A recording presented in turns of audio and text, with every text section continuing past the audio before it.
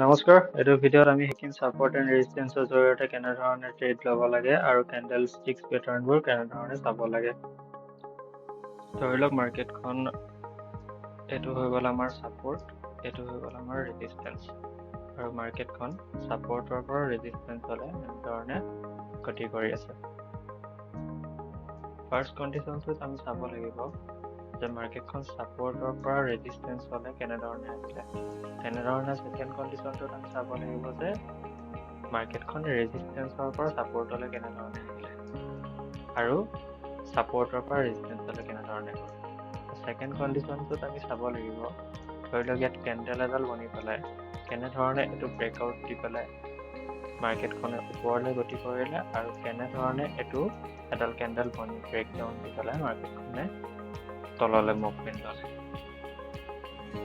এতিয়া আমি চাওঁ মাৰ্কেটখন কেনেধৰণে ৰিভাৰ্চ হ'ব। আমি তিনিটা ক্ৰাইটেৰিয়াৰ জৰিয়তে মাৰ্কেটখন কেনেধৰণে ৰিভাৰ্চ হ'ব সেইটো আমি চাম। ফাৰ্ষ্ট আমি চাম টাইম, ছেকেণ্ড আমি চাম প্ৰেচাৰ, থাৰ্ড আমি চাম ভলিউম। এই তিনিটা ক্ৰাইটেৰিয়াৰ জৰিয়তে মাৰ্কেটখনে ৰিভাৰ্চ ল'ব। আমি ৰেজিষ্টেন্সৰ ওপৰত এটা বিয়াৰিছ প্ৰেচাৰ দেখিব লাগিব, তেতিয়া আমি গম পাম যে মাৰ্কেটখন তললৈ আহিব ছাপৰ্টৰ ওচৰত। এতিয়া টাইমটো যদি চাওঁ, যেতিয়া মাৰ্কেটখন ছাপৰ্টৰ পৰা ৰেজিষ্টেন্সলৈ যাবলৈ বেছি টাইম লাগিব তেতিয়া মাৰ্কেটখনে ৰিভাৰ্চ ল'ব। মানে যদি এইটো ছাপৰ্টৰ পৰা এডাল কেণ্ডেল ৰেজিষ্টেন্সলৈ যাবলৈ এনেধৰণে যাবলৈ বেছি টাইম লগাইছে আৰু ইয়াত এডাল নিগেটিভ কেণ্ডেল, এডাল বিয়াৰিছ কেণ্ডেল বনিছে, তেতিয়া আমি সেইটো ইণ্ডিকেট কৰিম যে প্ৰেচাৰৰ কাৰণে মাৰ্কেটখন ডাউন ট্ৰেণ্ডলৈ আহিছে টাইম আৰু প্ৰেচাৰৰ বাবে। আৰু ভলিউমটো চাবলৈ আমি ভলিউম ইণ্ডিকেটৰটো লগাম, তেতিয়া আমি দেখিবলৈ পাম যে গ্ৰীণ কেণ্ডেলবিলাকৰ ভলিউমটো লাহে লাহে কমিবলৈ ধৰিছে। এতিয়া আমি কি বুজিলো যে টাইমটো বেছি লাগিলে আৰু এটা বিয়াৰিছ প্ৰেচাৰ এটা বনিলে আৰু ভলিউমটো লাহে লাহে কমি গ'লে, তেতিয়া এই তিনিটা ক্ৰাইটেৰিয়া বনিলে আমি ৰিভাৰ্চেল ল'ব বুলি জানিম। এতিয়া আমি টাইমটো কেনেকৈ চাম, এইটো ছাপৰ্ট এইটো ৰেজিষ্টেন্স হৈ গ'ল, তো আমি এডাল ভাৰ্টিকেল লাইন ড্ৰ কৰিম দুডাল, তাৰপিছত আমি ইয়াৰ মাজত যোনটো কেণ্ডেল বনিব, গ্ৰাফডাল যোনডাল বনিব, সেইডাল ছাপৰ্টৰ পৰা ৰেজিষ্টেন্স লেভেললৈ যাবলৈ যিমানখিনি টাইম লাগিব সেইটো হৈ গ'ল টাইম।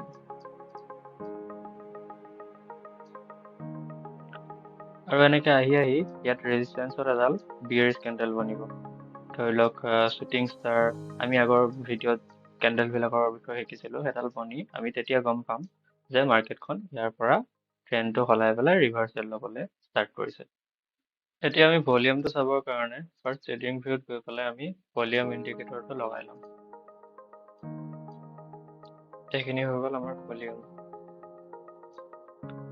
এতিয়া আমি এই চাৰ্টখনৰ জৰিয়তে বুজিব পাৰিম, ধৰি লওক ইয়াত ৰেড কেণ্ডেলডালৰ যোনটো ভলিউম আছে সেই ভলিউমটো ইনক্ৰিজ হৈছে আৰু সেইবাবে ইয়াত আমাৰ প্ৰাইচটোৰ ফল হৈছে।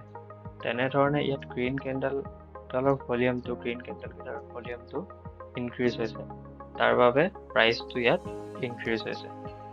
তেনেধৰণে যদি আমি চাওঁ এইটো কণ্ডিশ্যনত, ইয়াত ৰেড কেণ্ডেলৰ ষ্ট্ৰেংথটো কমি পেলাই ই ফলিং হৈছে, ফল হোৱাৰ বাবে প্ৰাইচটো ইয়াতে ডাউন ট্ৰেণ্ডত আহিছে, ফল হৈছে। তেনেধৰণে ইয়াত আমাৰ ভলিউমটো ফল হৈছে, ধৰি লওক ডাউন ট্ৰেণ্ডৰ ফালে আহিছে, সেইবাবে প্ৰাইচটো ইয়াত ৰাইজ হৈছে। এতিয়া আমি তেনেকৈ চাওঁ ছাপৰ্টৰ পৰা ৰেজিষ্টেন্সলৈ কেনেকৈ আহিব। তাতো আমি তিনিটা ক্ৰাইটেৰিয়া চাব লাগিব, টাইম, ভলিউম আৰু প্ৰেচাৰ। ইয়াত আমাৰ প্ৰেচাৰটো কি হ'ব, ইয়াত আমাৰ বুলিছ প্ৰেচাৰ হ'ব। ধৰি লওক আমাৰ টাইমটো চাবৰ কাৰণে আমি এইটো ছাপৰ্টৰ ৰেজিষ্টেন্স হৈ গ'ল, ছাপৰ্টৰ ৰেজিষ্টেন্স লাইন হৈ গ'ল, তো কেণ্ডেলডাল ৰেজিষ্টেন্স লেভেলৰ পৰা ছাপৰ্ট লেভেললৈ আহিবলৈ যিমানটো টাইম লগাব সেইটো আমি চাব লাগিব ফাৰ্ষ্ট কণ্ডিশ্যনটোত। ছেকেণ্ড কণ্ডিশ্যনটোত আমি ভলিউমটোত আমাৰ ৰেড কেণ্ডেলকেইডালৰ যোনটো হেৰি থাকিব, ষ্ট্ৰেংথ থাকিব, সেইটো কমি যাব, ভলিউমটো লাহে লাহে কমি আহিব ৰেড কেণ্ডেলডালৰ, তেতিয়া আমি গম পাম। আৰু থাৰ্ডলি আমাৰ প্ৰেচাৰ হ'ব। প্ৰেচাৰটো আমাৰ বুলিছ প্ৰেচাৰ হ'ব। ধৰি লওক আমাৰ ছাপৰ্ট লেভেলটোত এডাল বুলিছ কেণ্ডেল বনিছে, তেতিয়া আমিও সেইটো ট্ৰেণ্ডটো ব্ৰেক কৰিব বুলি গম পাম।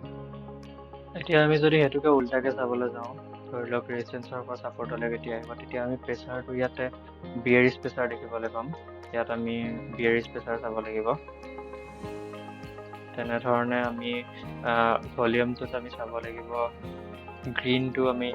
গ্ৰীণ কেণ্ডেলডালৰ হেৰিটো কমিছে, ষ্ট্ৰেংথটো কমিছে, সেইটো চাব লাগিব। আৰু টাইমটো আমি ছাপৰ্টৰ পৰা ৰেজিষ্টেন্সলৈ যাওঁতে কিমান টাইম লাগিছে সেইটোত আমি চাব লাগিব।